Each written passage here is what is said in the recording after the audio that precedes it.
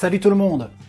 Et donc pour ceux qui ne le sauraient pas, s'il y en a, Better Call Saul, c'est le spin-off de la célèbre série Breaking Bad. Spin-off qui met à l'avant-plan Saul Goodman, l'avocat véreux de Walter White. Alors je vous préviens comme toujours, je vais spoiler.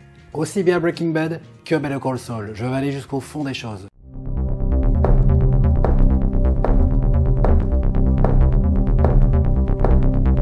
Ah, pauvre fou.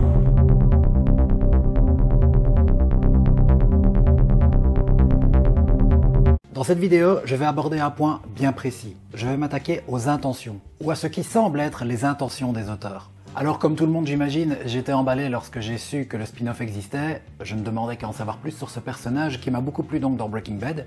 Les 2 premières saisons de Better Call Saul me paraissent très intéressantes. On reconnaît la patte de Vince Gilligan dans la réalisation. Enfin bref, les fans de Breaking Bad ne sont pas dépaysés. On arrive à la saison 3, et là, le souci auquel je vais en venir commence à pointer le bout du nez, et a fortiori, il devient criant dans la saison 4. La série s'appelle Better Call Saul.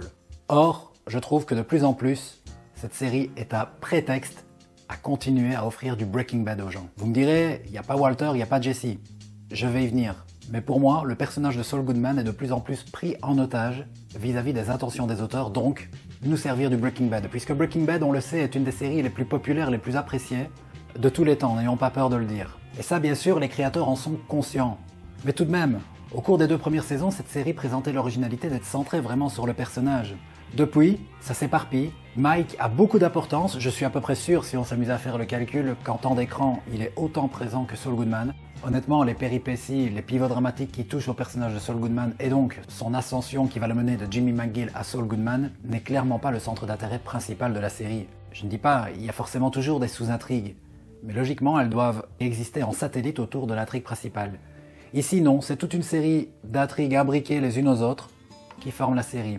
Bon, je dirais qu'il y a quand même 2 arcs. Oui, il y a l'arc Saul Goodman et puis il y a l'arc que je vais résumer comme étant l'arc des mafieux, de la drogue, où Mike est clairement en pole position, et on voit donc l'empire de Gus qui se construit petit à petit. Donc je trouve quelque part qu'au niveau des intentions, c'est pas très honnête. Appeler la série Better Call Saul n'a plus grand sens pour moi. Maintenant, je ne dis pas que ce qu'on y voit est mauvais. La mise en scène est toujours excellente, il y a des trucs intéressants, même si je trouve que ça traîne un peu en longueur. Et justement à ce propos, j'ai le sentiment qu'ils essayent de gagner du temps. C'est paradoxal, mais à la fois je pense que les créateurs ont envie tôt ou tard de rattraper et même dépasser Breaking Bad, mais d'un autre côté, ils ont peut-être peur de franchir le pas. On le sait, chaque début de saison nous propose une séquence donc en noir et blanc qui correspond au futur de Saul Goodman. On le voit dans sa vie post-Breaking Bad. Il vit caché, il a changé d'identité, et on voit que les choses ne se passent pas très bien pour lui. Mais évidemment, on se doute que tôt ou tard, ça deviendra le présent de la série. Et là, je crois que les auteurs en sont conscients, ils se mettent en danger. Car de plus en plus, ils préparent le terrain pour Breaking Bad, de plus en plus, on voit que les personnages progressent vers ce qu'ils vont devenir dans la série mère. Alors pourquoi est-ce qu'on ne voit pas Walter et Jesse? Eh bien malgré tout, Saul Goodman doit rester un dénominateur commun. Or, avant Breaking Bad, ils ne se connaissaient pas, ils se sont rencontrés au cours de la série.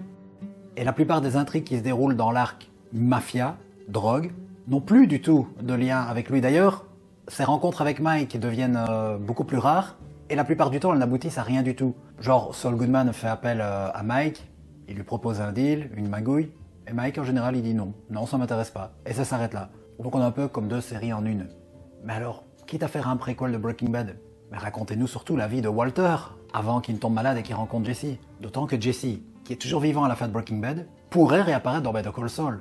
Le jour où la série aura donc rattrapé Breaking Bad, et se poursuivra dans le futur, on pourrait imaginer que Jesse et Saul Goodman soient amenés à se revoir.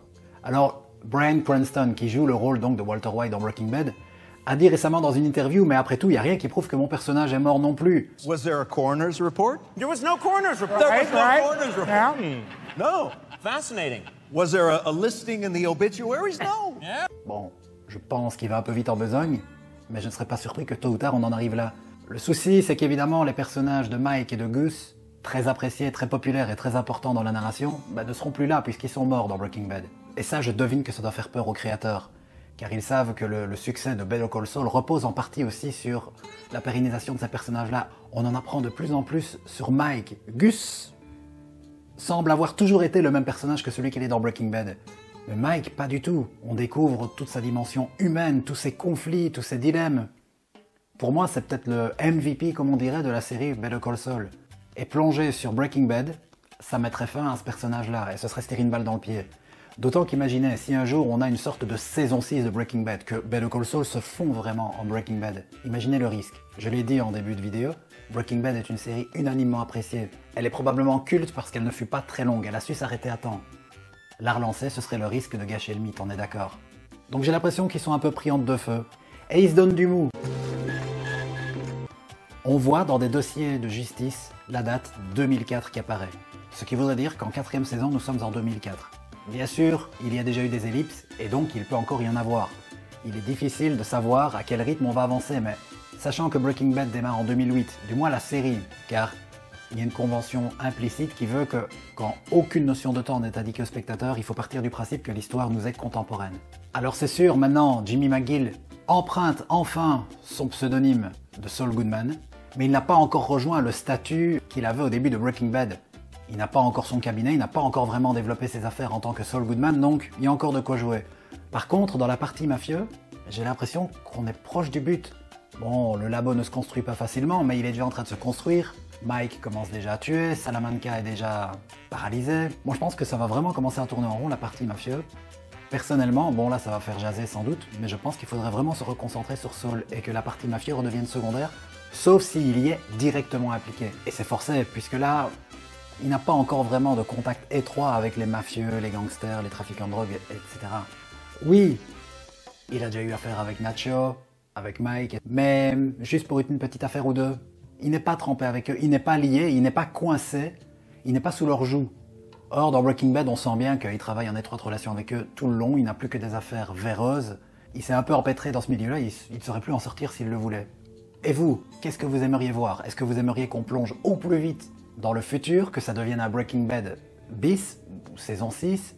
Est-ce que vous voulez revoir Walter? Donc est-ce que vous voulez qu'il soit vivant? Car revoyez la fin de Breaking Bad, même si c'est clairement suggéré, il n'y a rien qui prouve qu'il est mort de manière arrêtée. Est-ce que vous voulez revoir Jesse? Est-ce que vous voulez que Better Call Saul continue le plus longtemps possible dans la continuité de 2004?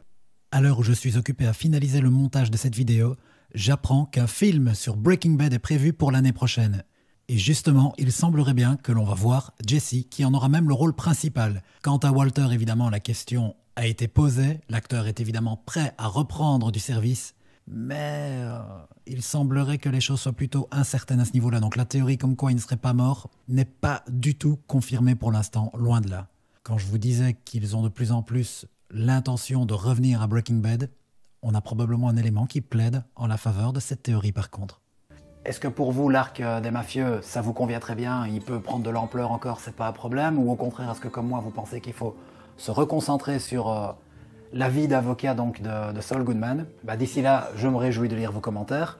Et s'il vous plaît, n'oubliez pas, un petit abonnement serait sympa. Activez la cloche, comme ça vous serez au courant de mes prochaines sorties. En attendant, je vous remercie de m'avoir écouté et je vous dis à bientôt. Ciao!